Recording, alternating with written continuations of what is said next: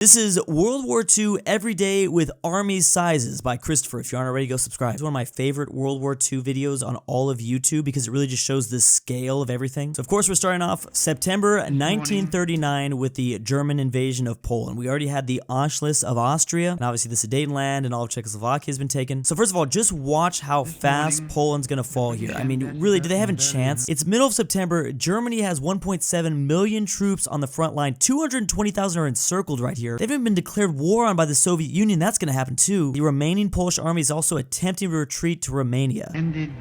Boom, here come the Soviets. They didn't even have to send in 1 million men, and they were encircled here. I mean, it just really shows how, like, Poland had no chance. I know we meme it a lot, but man, it wasn't even fair. Now, a big thing a lot of people talk about during World War II was this, like, period in the first 6 months where not a lot of action took place in the West with France and the UK. There's a lot of theories, though, if the Allies were super aggressive, with the Germans having 1.7 million on the border with Poland here, they could have done a lot of damage. So look, that was September that started. We're now in October. There's going to be very little action. Obviously, Denmark and Norway are going to get invaded. Then they're going to go a little around the Maginot Line. That no such undertaking has been received. It is a really long period because, again, a lot of the, specifically Europe, was just shocked by WW1. They didn't want to have that happen again. They didn't realize there wasn't really a choice. So yeah, we're still witnessing the phony war period, which actually took place for 8 months. Obviously, these numbers are about to get insane. Watch as Finland is going to hold back the Soviet Union with 1/3 of the troops. Probably, I mean, as the Soviets continue to bring men to the front lines, it's going to be even crazier, the ratios. Look, the Finns are literally pushing in, which is insane. Captured documents reveal Hitler's plan to invade the Scandinavians back in January 1940. They knew it was going to happen. Look, it's February. Again, I mean, we're kind of getting out of winter. But look at these numbers. The Soviets have so much more manpower. Those Finns on their skis, though, they're just so OP. So for now, there's been peace right here, but that's going to come back up again. This is big. Britain and France make a formal agreement to not separate peace deal out of the war. This is right before the French fall. Here we go. Oh wow, Denmark fell literally instantly. I'm sorry, Denmark. I mean, it was 6 hours or 2. It depends on the way you look at it, but it was bam, just like that. Norway was really the same. Look, I mean, Germany didn't even send that many troops up. I mean, they just have a technology. There's just a technological superiority right now. And then here we go. So they're going to attempt to go around the Maginot Line, and that's obviously going to be very successful. Here's Dunkirk that's happening. 400,000 men encircled. They're going to have to escape.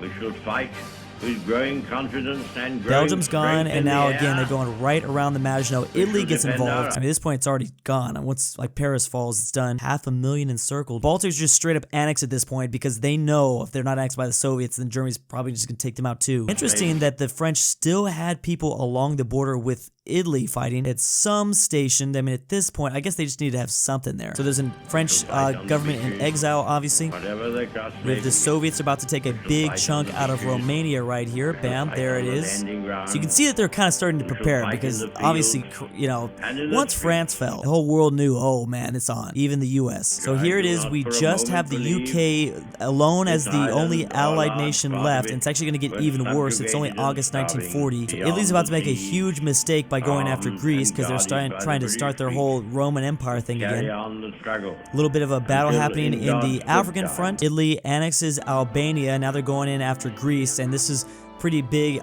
Hitler is obviously not very happy with that. Now he's going to have to come down there and help. It can be chaos in Yugoslavia. Hungary joins the Axis. Romania joins the Axis. Obviously, they probably didn't appreciate what happened here with the Soviets. So the Greeks begin to push into Albania. There's also fighting happening. Look at, I mean, the British are outnumbered here, but they're still doing all right. All in the background, Hitler is planning Operation Barbarossa. It's about to break out soon, but now he has to go down and help Greece. Lend-Lease is happening with the US Congress, so we're going to help out the UK as much as possible without getting involved. We're going to get involved, though, obviously. The British are pushing pretty far into Libya right now. Italy, this is where Italy is not really shining here, early 1941. So there goes Bulgaria now. It's really just Yugoslavia that's going to attempt to be like a Switzerland, but they don't really have a choice. I guess Yugoslavia had a fascist government for a second, then there's just a straight up invasion that happens. Boom. Now Germany can come down there, clean up Greece. And so begins, or at least it's about to begin, Operation Barbarossa. Iraq joins the Allies. They're setting up 3 million troops. Again, Hitler's idea here is that if he just punches in the door, the whole shed of the Soviet Union is going to come crumbling down. Look at the Finns here. They've got way more troops before, probably because the Winter War was traumatizing. Like, a year or two earlier. So now there's 500,000. Actually, you know what? There's also a lot of Germans up there that are helping fighting. That's a big thing. So the Soviets only have 2 million at this point.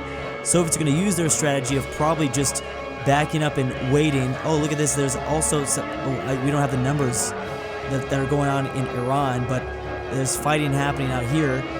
Obviously, surprisingly, the Soviets are outnumbered, which is a crazy thought. What world do we live in where the Soviets are outnumbered? So it's going to take some time, and it's going to take some industry for the Soviets to get ready. Obviously, they're going to lose a lot more territory before they're really getting ready. A lot of people are getting encircled. Obviously, 30,000, a couple of 100,000. This is where the front is very interesting. 100,000 captured in Crimea. And everything's going to begin to change, though. It is winter in 1941. So things are going to start to slow down. It's not winter yet. Here we go. Now it's December. Now the Soviets have had enough time. There's 4 million on the... Okay, this is almost a 2-to-1 ratio. There's only 500,000. There's not much they can do here. And then boom, okay, the U.S. is entering the war. So the U.S. Pearl Harbor has happened. There'll be some interesting things happening with Italy and the African front with the U.S. soon. Soviets already pushing back because, I mean, the Soviets are going to outnumber the Germans. And I think the Germans probably knew that. They were just relying on their technology for the most part. So there's going to be a big push towards the south. They're going to get close to the Caspian Sea, but it's not going to work out. It kind of freezes because, well, literally, the metaphor, they're freezing because it's winter, but yes. It's like no number changes at all in the Finnish front. 200,000 men captured. That's almost 250,000 captured. That's the scale of how big the Eastern Front is. And it's just things have just completely stopped. And it's summertime. Okay, so here's the big push south, and it's 1942. Things aren't over yet, but man, you can actually, this is such an interesting timeline because you can really see Germans were struggling for like 6 months there. You can kind of realize the fear, probably the panic that started to take place once the front line stopped moving. Like, oh, we did not push the Soviets out yet. That's a really bad sign. They're going to try their best to make a move down south, and they're going to approach the Caspian Sea. But obviously, when this is unsuccessful, it's just going to be a long collapse towards the bottom. Germans sending more and more men, which, I mean, it's not even just the Germans, it's the Axis at this point. There's plenty of others. Watch the African front too. It really has not moved at all, and it's probably not going to move for a second here. Soviets now have 6 million men, so they're now doubling it. Here we go. Here come a little movement on the African front. So they're going to take that over pretty quickly. Obviously, this is the last of Germany's concerns, more than likely, is Africa. This is way more concerning. So again, things have frozen. Again, it's winter again, 1942. And now this is the long demise of the Germans, and they probably knew it because they needed to kick out the Soviets way faster than that. So they're about to lose all of Africa because they're getting they're outnumbered in Africa, first of all. They're also super out-ratioed over here. 2-to-1, even more than 2-to-1. They're holding in Tunisia, though. They're still holding in the Eastern Front. See, things get really slow here. The Allies are going to have a lot of trouble getting in and up through Italy pretty soon. There's actually this famous propaganda poster that I think about all the time. I think I'll show it when we get there. 200,000 captured. Boom. So the Allies have all of Africa now. The Germans now not even focus on Africa. It looks like their numbers are pumping up in the Eastern Front. Back to 3.5 million. They were down to 2.7 for a second there. But again, I mean, the number just continues to tick and tick and tick and tick. Here we go. The British and Americans have made it to Sicily. Watch how slow this is, though. The Soviets slowly but surely pushing deeper and deeper. But this front line has really not moved since like 1940. 1942, I mean. Oh, boom. So Italy's gonna have some chaos. Germany has to go in there, save Italy, which is gonna make them now suffer heavily. Now they're down to 2.8 again, while the Soviets are still at 6.6 million, that is. Alright, so yeah, this is a little bit of a problem. Even though they've got more men down here, the geography of Italy is tough. A lot of mountains, there's just a peninsula to work with, and a whole lot of number changes here in Finland, which I find pretty interesting. See, yeah, boom, here we go. It's also heading into winter as well. That probably does not help. Big bulge here where the Soviets are pushing way in. They've now almost made it to Poland. Actually still holding strong in Crimea, it looks like. So now we're out of winter in 1944. Look at this. The front has not moved at all. Boom. Okay, so now the Soviets have back Crimea.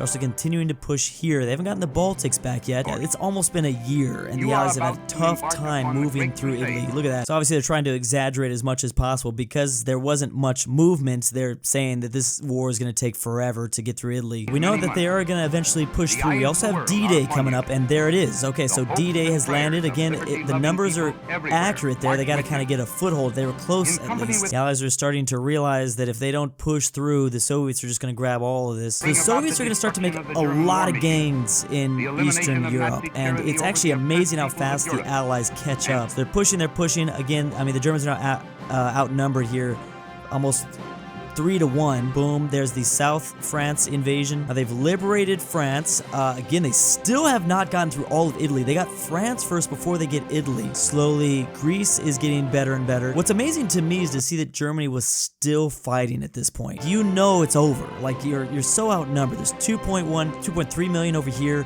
7.2 million Soviets over here. Yet they're still fighting, surrounded on all sides. There's going to be the Battle of the Bulge here soon in Germany. Still a ton of German men, though, that in 1945, they still have so many forces, surprisingly. Okay, so the Soviets are very close to Berlin, and now there's going to be this crazy push from the Allies to get in there. Here's a giant push. I guess the Soviets were still worried about the Baltics, which is interesting. There's this little popped up. Boom. So now they're just exploding through Germany at this point. There's Berlin. Then there's the final few Germans that are the holdouts. Crazy to see how the Soviets just continued to get more and more manpower. It was just like never ending. It was like 2.3, and then of course they're dipping at all points. They were down to 2.2 right here. Ended up with 7.2 million somehow. Again, please go subscribe to Christopher. This is one of my favorite World War II videos ever. Hopefully you enjoyed my breakdown of it. These are just the things that pop into my head. And big thanks to my patrons. I am the Kidnapper, and I've moved Drew to a Patagonian village. Is real. I'm not a Argentinian the grandpa. Slow depressing Portugal Durnil collapse. Colorblind. Carmel Saida. Amateur. GoodOldRyah. Phresh. I've almost managed to escape the imposter. RyeThePie. KirinoIsBestGirl. The Great Polish-Lithuanian Commonwealth. Why.did.the.real.Drew.pay.his.imposter. ZaneyBoi. $20.